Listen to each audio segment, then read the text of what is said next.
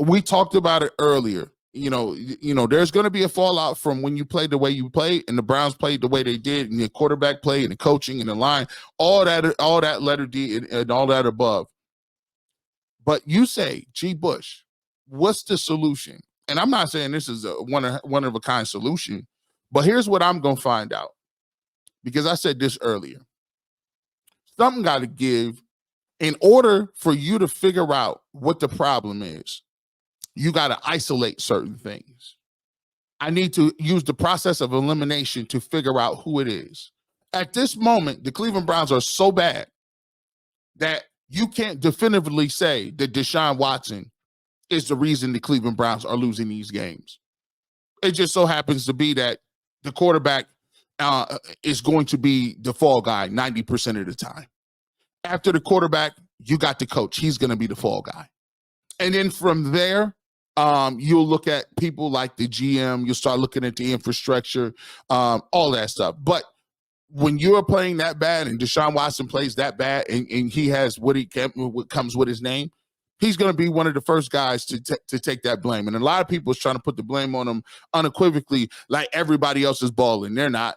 Offensive lineman is the worst I've seen. Coaching has been garbage all season, and Stefanski told you so out of his mouth. So you say, what's the solution? Jameis Winston might be the best bet, and let me tell you why. At least if you move to Jameis Winston, you know what you can eliminate. Process of elimination. Jameis Winston comes and plays good, then guess what? You definitely got your answer. It was Deshaun Watson.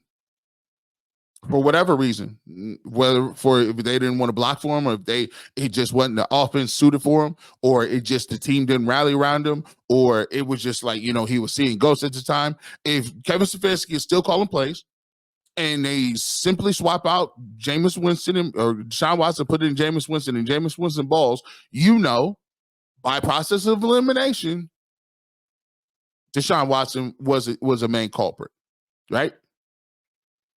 If you don't do that, you can say, well, how do we eliminate and put an emphasis on process of elimination with the coaching staff? Well, here you do this. You can keep Deshaun Watson in the game, turn over play calling to Dorsey, and then see what happens. If Deshaun Watson plays well and the offense looks great under Dorsey, then guess what? By process of elimination, we know it might have been Kevin Stefanski and what his communication and playbook was looking like in terms of why it was holding the team back, right? Or you can do what I like to call just reverting and flipping back to the old style. Maybe it really ain't Kevin Stefanski in the play calling. Maybe it really ain't the quarterback play. Maybe it's the new concepts that Dorsey is trying to run, and the Browns don't have the horses to run it. So what do? You say, okay, how's about we do this? Before we switch out the quarterback and go with Jameis Winston, you take this week and you take next week and you say, we're going to revert back to what we do best. All of y'all should remember it. We've been running it since the beginning of time. Dust off some of them plays and go under center. Go work with what you was doing before and go back to the Nick Chubb playbook, and Chubb should be back within a couple weeks, and you run it like that. Heavy dose of the run, heavy dose of the play action, and if it works, then it was the playbook that you didn't have the personnel to do it, right? So revert to that. Or the last ditch effort.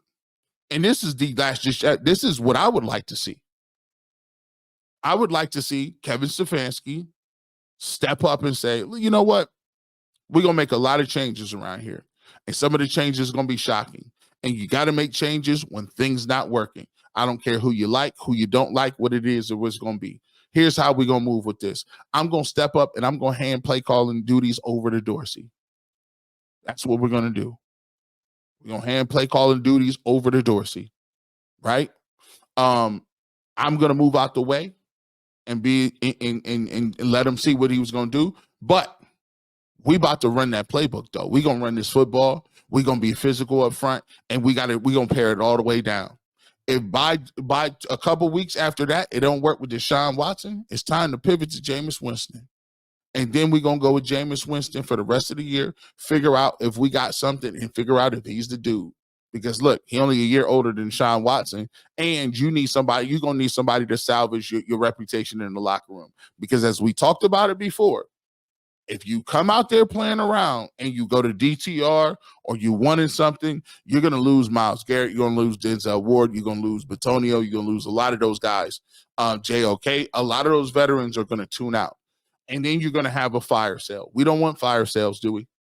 Because at 1-9, 1-10, or whatever, 2 and something, Myles Garrett is going to look around and say, do I want to be the next Joe Thomas? Do I want to be the next guy that'll waste half of my career playing and not getting the opportunity to play for Super Bowls? Because that's what's going to happen. So you can't afford to tank too much. You can't afford to wait to make some sort of decision or to declare the season over before you make decisions, because other people, before you get to that, they'll be checked out long ago. And as we said in segment 2, you won't make a tanking situation. You won't make it. You don't have enough political you don't have enough political juice to survive that. You just don't. You saying that now, but can you imagine after you getting beat week after week after week with this roster and these expectations? No.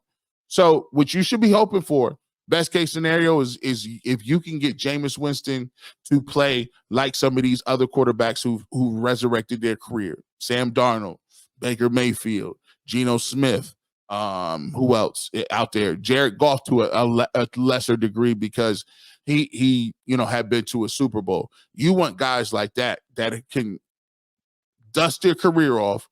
He is a number 1 overall pick. And the biggest thing of why Jameis Winston might work is, you know what kind of juice you got to have to say that your backup quarterback is doing a pregame speech? It's kind of wild. Jameis Winston has the respect of the locker room, and people will play hard for him. People will play hard for him. He can inspire individuals, and he has a natural leadership quality to him. He's a former number overall pick. He's thrown for 5,000 yards in a season, 5,100 yards in a season. Now, he threw 30 picks, but at this point, I'll take 30 picks and 30 touchdowns. At least there's touchdowns involved and the ball is going downfield, right? So Kevin Stefanski is in a rough place. He's in a catch-22 right now. And this is going to be a soap opera the rest of the year. He's steadfast in saying that he's going to roll with Deshaun. He's steadfast in saying that, everybody has to be better. It's not one person's problem. And he says he's going to stick with Deshaun. Now, they go to Philadelphia this week. Everything after, when you get to this position and point, they lose to the Eagles in the same fashion they lost to the Commanders. Everything that he said everything I'm saying is on the table.